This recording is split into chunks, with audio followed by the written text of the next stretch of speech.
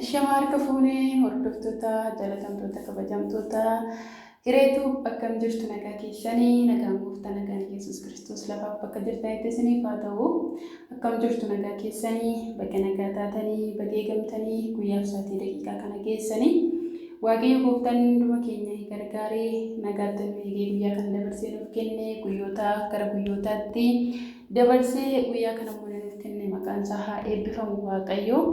Akkam jirtu nagaa keessanii gooftaan isin haa eebbisu eebbifamaa warroonni subscribe gochuudhaan like gochuudhaan yaada keessan qooduudhaan jajjabeessaa jirtan waaqayyo isin haa eebbisu eebbifamaa ayyaanni waaqayyo hunduma keessaniif haa baay'atu lafa jirtanitti waaqayyo isin haa eebbisu wajjin haa ta'u waaqayyo gooftaan isin haa eebbisu.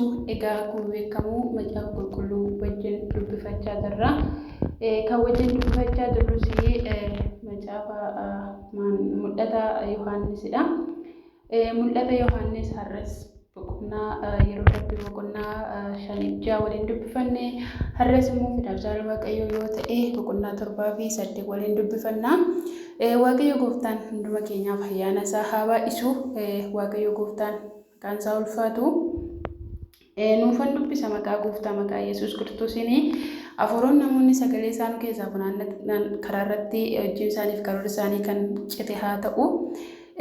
Waaqayyo gooftaan hunda keenya immoo sagalee isaa hubachuu akka dandeenyuuf ayyaana isaatiin nu haa gargaaru. Maqaa gooftaa Yesuusiin nuufan dubbisa. Warroonni maatii hin taane maatii ta'a, warroonni maatii taatan immoo like subscribe gochuudhaan na jajjabeessaa. Yaada qabdannaaf qooda gooftaan isin haa eebbisu eebbifama. Boqonnaan 7 akkas jedha. Kana booddees ergamoonni afur golee lafaa arfan irra dhaabbatanii qilleensa lafatti galaanatti mukattis akka hin qilleensofnetti qilleensota golee harfanii ittisu isaanii nan arge. Ergamoonni tokko immoo waaqayyo isa jiraataa biraa mallattoo fudhatanii karaa boroo utuu bahanii nan arge. Ergamichis ergamoota arfan warra lafaa fi galaana miidhuun isaaniif kenname sana sagalee guddaadhaan waamee amma nuyi hadda hojjettoota waaqayyoo keenyaatti mallattoo gooyintii lafa galaanaa amma nuyi hadda hojjettoota waaqayyo keenyaatti mallattoo goonutti lafa galaanaa mukas hin miidhina isaaniin jedhe. Lakkoobsa warra mallatteeffamanis nan dhagahe. Gosa ijoollee Israa'el hundumaa keessaa 60,444 mallatteeffame. Gosa Yihuudaa keessaa 12,000tu mallatteeffame. Gosa Ruubeen keessaa 12,000.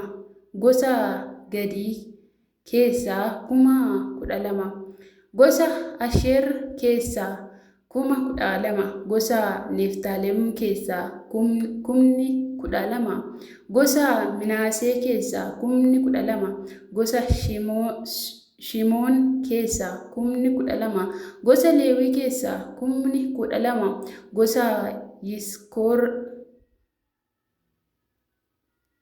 Yisaakor keessaa 12,000. Gosa Zebuloon keessaa 12,000. Gosa Yoosef keessaa 12,000. Gosa Biniyaam keessaa 12,000 ni mallatteeffaman. Kana booddees ilaaleen tuuta sonaan baay'ee saba hundumaa keessaa, gosa hundumaa keessaa, nama hundumaa keessaa, afaan dubbatamu hundumaa keessaa dhufan. Warra homattinuu lakkaa'uu hin dandeenye nan arge. Isaan uffata adii uffatanii damee mukaa meexxii harka isaaniitti qabatanii teessicha dura hoolicha duras ni dhaabbatu turan. Jarri kunis sagalee guddaadhaan fayyinni Waaqayyo keenya isa teessicha irra taa'us biraa oolicha biraas ni argama jedhanii. Ergamoonni teessicha manguddoota uumama lubbuu qaban arfanis naanna'anii dhaabbatanii hundinuu teessicha duratti adda isaaniitiin gombifamanii Waaqayyoof ni sagadan. Sagada isaanii keessattis Ameen, Waaqayyo keenyaaf huqubaan, guddinni, ogummaan, galanni, ulfinni, humni, aangoonis baraa amma bara baraatti haa ta'u jedhan.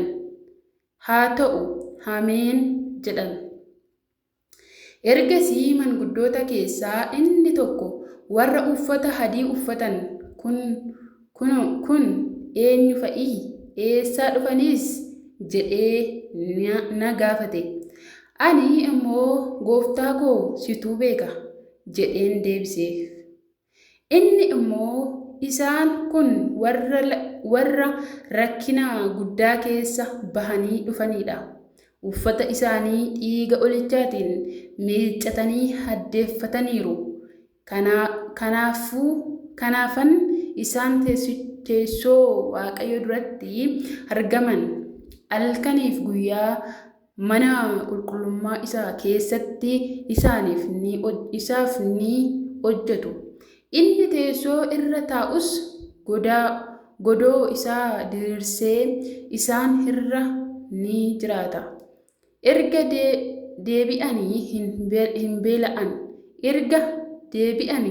beela'an, hin dheebotanis, aduun wanti gubus isaanitti hin bu'u. Oolichi teessicha dura gara gidduu jirus isaan ni tiksa. Gara burqaa bishaan jireenyaa kennuttis isaan ni geessa. Waaqayyos imimmaan hundumaa ija isaaniitii ni haqa naan jedhe. Ameen. Boqonnaa 8. Yeroo oolichi mallattoo isaa torbaffaa banetti immoo bantiiwwan Waaqaa keessatti akka walakkaa sa'aatiif gabiitu ture. Kana booddee ergamoota 7 warra fuula Waaqayyoo duraa dhaabbatan nan arge. Isaaniifis